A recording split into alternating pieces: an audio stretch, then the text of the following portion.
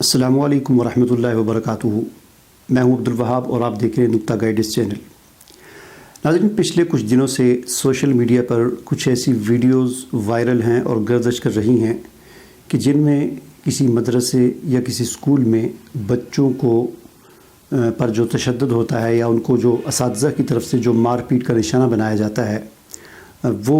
Videos में किसी ने मोबाइल के ज़रिए रिकॉर्ड की हैं और इस तरह के वीडियोज़ और वाक़यात अक्सर व बेशतर पेश आते रहते हैं, जिनमें से बहुत कम ऐसे होते हैं कि जिनकी वीडियो बन जाती है और फिर फेसबुक या दीगर सोशल मीडिया की जो वेबसाइट्स हैं उन पर वो वीडियोज़ वायरल हो जाती हैं और फिर उनमें ज़ाहिर बात है कि लोग इंतहाई गम व गुस्से का इज़हार करते हैं और उन वीडियोज़ को शेयर किया जाता है। और कुछ वाक़यात ऐसे भी हुए हैं कि उन वीडियोज़ के वायरल होने के बाद उन लोगों को या उन असातिज़ा को हुकूमत की तरफ से गिरफ़्तार किया गया और सज़ाएँ दी गई। तो जो आज की मेरी वीडियो है, इस वीडियो में ये वीडियो मेरी असातिज़ा इकराम के लिए है और इस वीडियो में मैं असातिज़ा इकराम को ये बात समझाने की कोशिश करूँगा कि क्या किसी बच्चे को अगर सबक याद ना हो तो उसे मारना चाहिए या नहीं मारना चाहिए। तो सबसे पहली बात ये याद रखें कि हर बच्चा पढ़ने के लिए पैदा नहीं होता।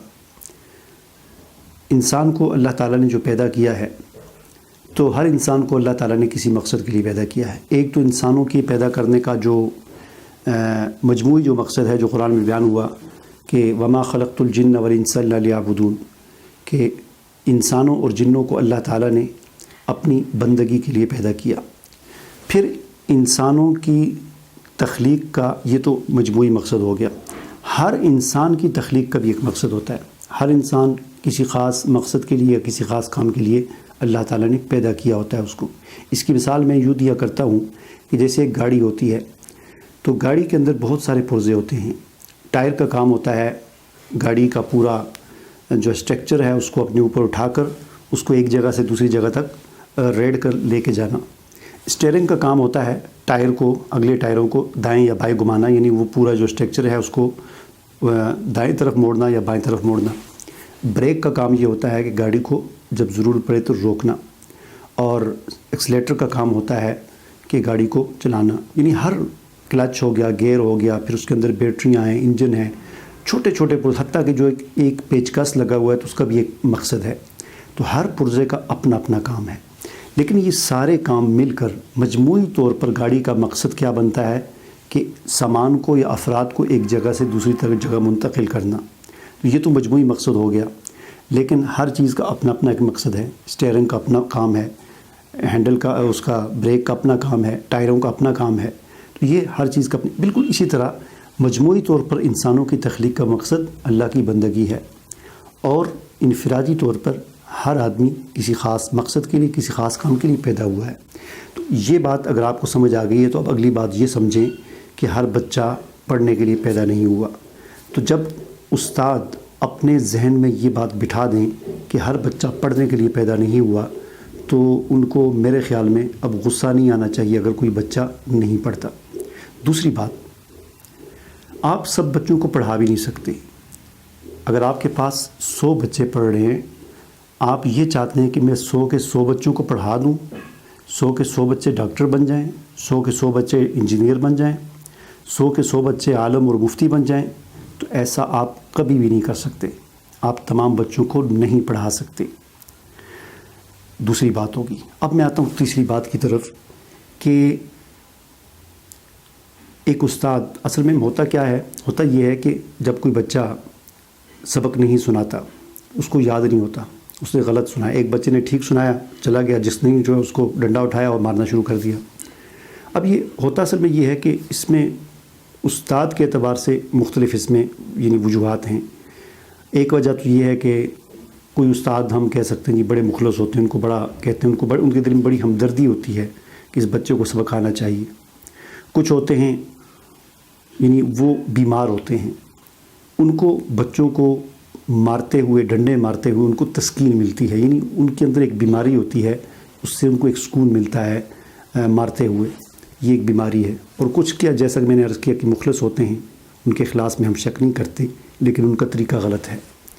और कुछ होते हैं अपनी आदत से मजबूर होते हैं कि उनको गुस्सा आ जाता है और गुस्से में मारना शुरू कर देते हैं। अब मैं आपको जो बात समझाना चाहता हूँ, इस बात को अगर आप समझ जाएँ तो इंशाअल्लाह آپ کا مسئلہ حل ہو جائے گا۔ وہ بات یہ ہے کہ مثلاً آپ کے پاس 100 بچے پڑھ رہے ہیں، اب ان 100 بچوں میں سے پہلی بات میں نے آپ کو بتا دی کہ ہر بچہ پڑھنے کے لیے پیدا نہیں ہوا، دوسری بات میں نے آپ کو کہی کہ آپ سب بچوں کو پڑھا ہی نہیں سکتے،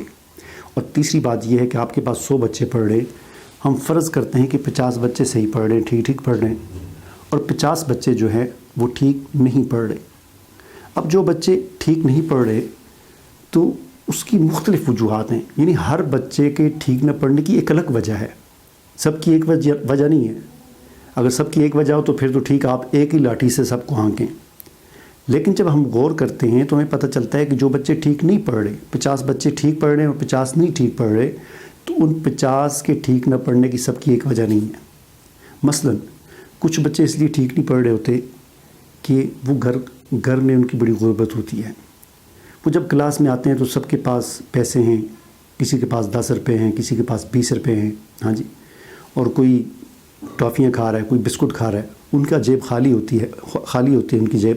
تو اس ٹینشن اور پریشانی کی وجہ سے ان کا پڑھائی میں جو ہے وہ